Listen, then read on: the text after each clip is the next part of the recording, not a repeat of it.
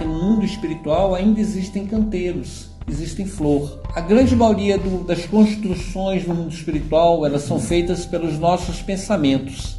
Se nós amamos o verde, o belo, nós construímos ao nosso redor coisas verdes e belas. Isso não impede que exista uma quintessência no mundo espiritual de substâncias químicas, até de plantas também. Então existem plantas lá, existem animais lá, existem insetos lá, mas nós também podemos criar pela força do nosso pensamento. Se na cidade do nosso lar é uma criação mental ou é uma planta que realmente existe, eu não sei responder. Mas de qualquer forma a gente sabe que existe flores nas cidades espirituais. Sempre a gente vê relato, mesmo a cidade mais evoluída, de aves, de plantas, de animais, por fim. Então a vida espiritual não para com o cessar da vida do corpo material, mas ela prossegue mais livre e bela no mundo espiritual. Quando em uma casa, quando em uma comunidade, quando em uma cidade, os habitantes se propõem a agir no bem, trabalhar no bem, agir com cordialidade, todos se beneficiam. No local que todo mundo é cortês, pede por favor, com licença, muito obrigado. Essas palavrinhas mágicas que é ensinada para as crianças, quando a gente consegue botar isso dentro da nossa casa, na nossa vida, a gente vai criando uma atmosfera de paz, tolerância, respeito para com o próximo, fazendo com que a harmonia predomine. Na cidade Nosso Lar, por exemplo, é uma cidade que todos fizeram um acordo de trabalhar na paz, de trabalhar na cortesia, no respeito, na alegria. Isso funciona porque lá chega diariamente espíritos advindos do umbral.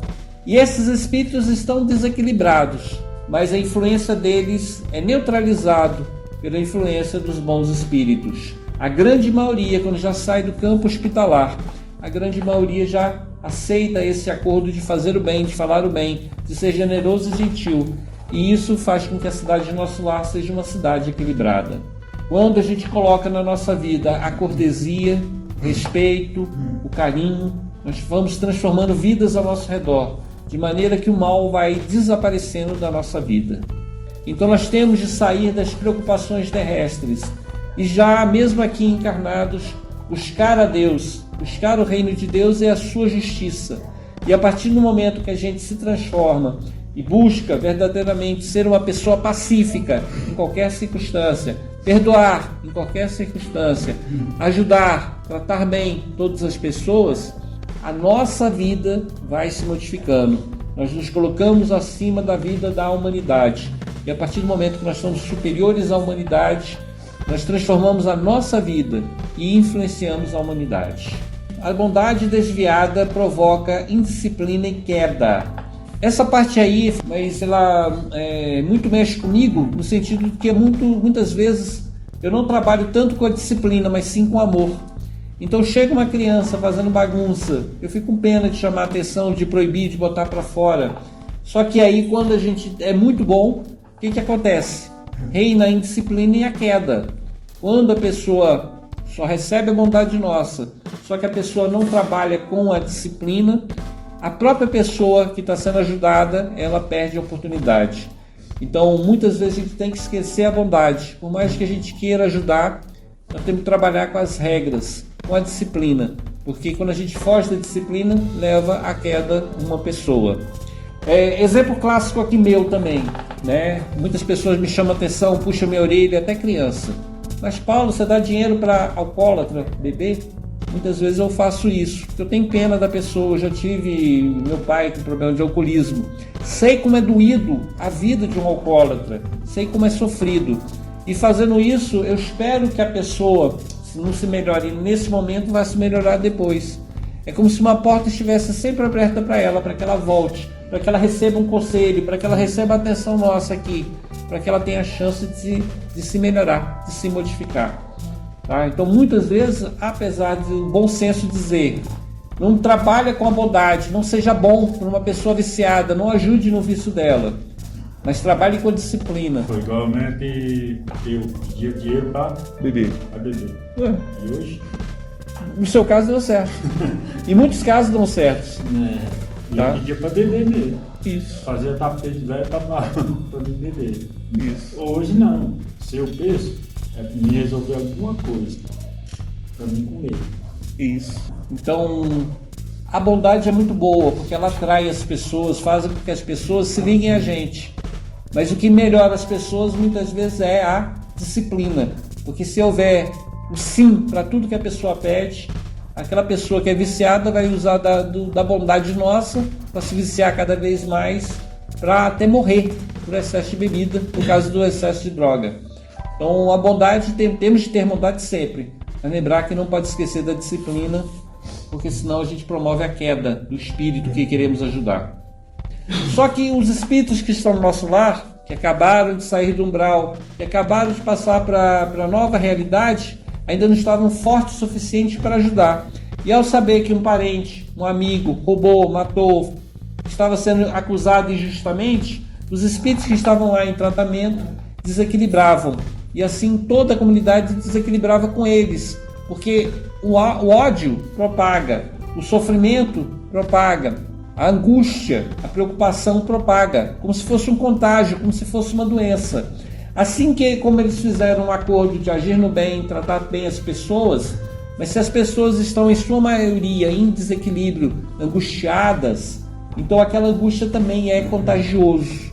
Se vocês estão progredindo, estão melhorando a saúde, pensa primeiro em vocês, cuida de vocês, cresce espiritualmente, fortalece espiritualmente, para depois ajudar aqueles que ficaram para trás. Muitas vezes a vida tem que fazer isso.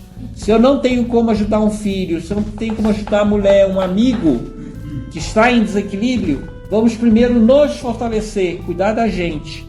E a partir do momento que eu estiver equilibrado, eu vou ajudar aquele que está em desequilíbrio. A partir do momento que eu estiver fortalecido, eu vou ajudar aquele que está caído. Vamos deixar os mortos enterrar os seus mortos. Sem esquecer a lei do amor. Na hora que eu tiver condição, vou socorrer o meu irmão, meu amigo, meu filho. Se eu já saí do vício, para que eu vou ficar sabendo de notícia de quem está no bar, quem está no vício? Não me interessa. Posso até ouvir, mas não vou opinar. Não vou lá visitar ninguém que está no desequilíbrio, porque eu ainda não estou fortalecido. Somente poderei ir para o bar para socorrer. Só vou querer notícia de quem está em desequilíbrio para levar o auxílio justo. Se não for para isso, é melhor ficar bem longe, porque senão a gente se contamina de novo e a tentação é grande. Em vez de ajudar somos nós que vamos precisar de ajuda depois. Serão dois a sofrer. Imagine que vocês estão no avião que está caindo. A comissária de bordo, a aeromoça, vai falar o seguinte: vai cair do teto, em caso de pânico, cai do teto uma máscara de oxigênio. Coloca a máscara primeiro em você, para depois colocar a máscara na criança, na pessoa que está do seu lado, que precisa de ajuda. Por que isso?